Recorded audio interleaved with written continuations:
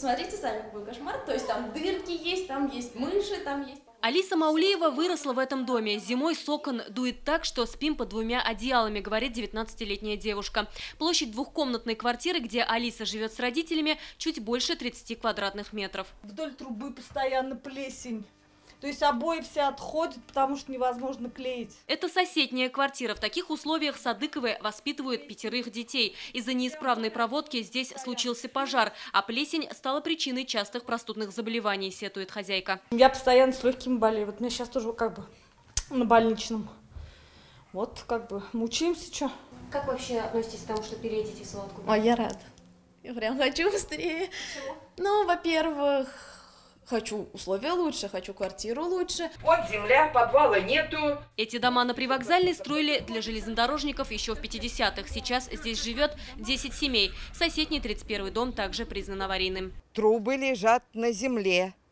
Зимой у нас трубы промерзают, трубы прорывают. Деревянные конструкции, на которые уже невозможно опереться, трубы, которые, судя по виду, не видели ремонта с момента основания здания, и обветшавшая крыша – характерные признаки аварийного жилья. Такая же ситуация в доме номер 14 по улице Железнодорожников. Ему уже 82 года. По словам жильцов, газа здесь нет как минимум 10 лет. Потолки трескаются.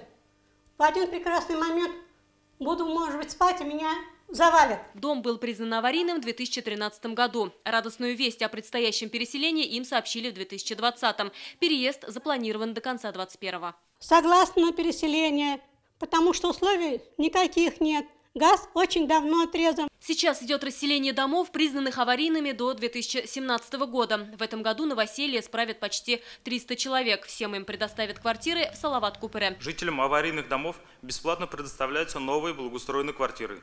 Аналогично по количеству комнат в аварийном жилье. Площадь новых квартир, построенных по современным стандартам, на 30–40% больше площади аварийного жилья. На новое жилье не имеют права те, кто купил квартиру в доме, уже признанным аварийным. Они могут претендовать на выплату за изымаемое жилье. Сумму огласят после проведения независимой оценки. В таких домах, как правило, проживают люди малоимущие. Они, в принципе, никогда не смогут улучшить свои жилищные условия самостоятельно.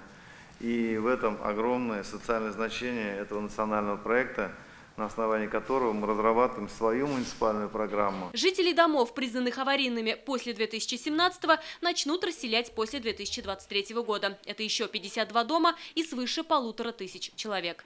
Айгуль Бадрудинова, Ильшат Мухаметов, ТНВ, Казань. Закажи рекламу на ТНВ. Телефон в Казани 5 705 100.